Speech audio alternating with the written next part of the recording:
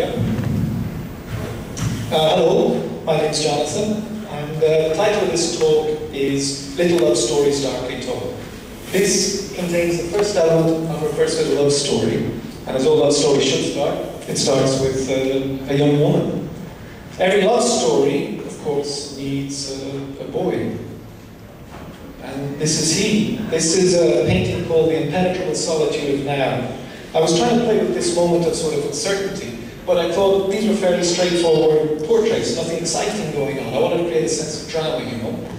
So I invited both models to come back and pose for a series of paintings, something which would have a stronger narrative and perhaps more symbolism. You can see those elements beginning to come together here.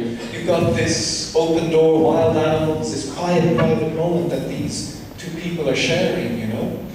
Once you have that opportunity to stop a viewer and make them engage in a painting, they become more willing to look and explore your next painting and your next painting. They begin to tell themselves a story, so here they are again. And he's doing something kind of charming. He's carrying this woman, but where? And you take a look, and he's bringing her outside into the night, and what's more, he's following an animal. So the person has started to tell themselves a story, and that act of carrying that innocent thing that he's doing becomes an act of laying a woman to rest in the forest, on the floor, in the middle of the night, lost among these tall trees. It has become something sinister, but only because of the way that I presented these images to you. In other order, and you would have another story.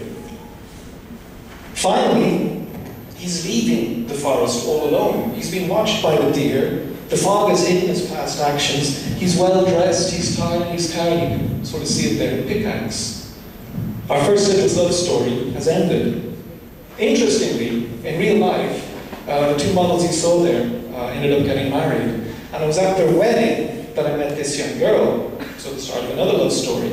I painted this portrait in an effort to win her over, and it must have worked. She lives here in Barcelona. She said, hey, come and live with me in Barcelona. And I said, okay, why not? And being an artist, I brought my paintbrushes with me. But what I don't think she meant was, come to Barcelona, paint me naked, and then show it to a room full of people, but that's what's happened here. And as you can see, it's the start of another narrative. These two are lovers, but what sort? Everything in the painting gives answer to that, from the blurred reflection to her harshly lit nudity. And now the nudity becomes confrontational, it moves to the forward of the painting. So too her lack of concern. Is she even aware that there's a body on the floor beside her? Who's she talking so calmly on the telephone to? And the half-open curtain with the window introduces this element of voyeurism.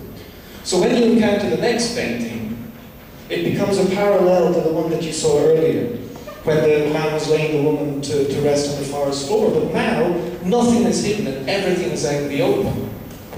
There's no fog, there's no trees. Only one of the women even appears aware of this. The other is looking coldly at this body. It's a problem in need of a solution. And what a gruesome solution they find. Dump it in the sea, it's someone else's problem now.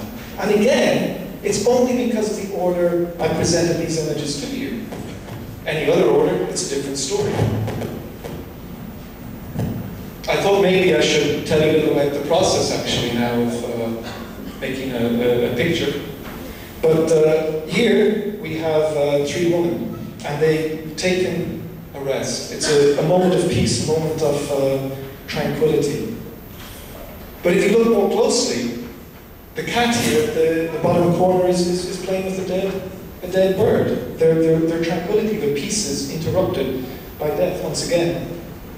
So this painting becomes an echo of the figure standing in front of an open door. But instead of being a naked woman waiting, it's a moonlit sky and the sea. And again, the cat playing with the bird. Here's where all my paintings begin. It's in my notebook. A rather crude little sketch, doesn't make much sense to anybody but me. From this point, I do like to work from life. It's not always possible, so I have to take an awful lot of photographs. I've come sort of to rely on them, which I suspect is why the work resembles them so much sometimes. Particularly in a situation like this, it's kind of cruel to ask a model to float in a pool of water while I paint her for days, months on end. I take an awful lot of photographs, maybe 200 or so. Out of those, I'll select 30 or 40 and start making up detailed sketches, and then I can begin the painting proper. A couple of months later, this is the finished work. You can see it does sort of resemble that beginning sketch, this sort of the white figure surrounded by black. And despite appearances, for me, she's not dead. Rather, she's floating, she's on a journey somewhere. Senseless, effortless, perhaps to join these women in their nighttime rituals. There's something very ceremonial about the night, about the moon, about inky black waters. However, to finish, I thought something more playful, too much darkness. So, free of dark influence, instead influenced by someone from Spain. Diego Velázquez, I'm going to write in his coattails. This is his magnificent portrait of Pope Vincent X. It's an incredible painting. It's nearly 500 years old, and it's still as fresh as though it was painted this morning. Everything about it perfectly executed. The brushwork, the richness of the material, the penetrating stare, everything. Here, another Spaniard, probably the most instantly recognizable artist there is, Pablo Picasso. He is everything that an artist should be, we think. He's creative, he's prolific, he's inventive, he's skillful, everything. He's also very eloquent. One of his most famous quotes, bad artists copy and great artists steal. So, I took him at his word, and I made this here. I thought it only fitting that the last image should be about my love for two painters, Diego Velázquez and Pablo Picasso. So, thank you very much and have a good night.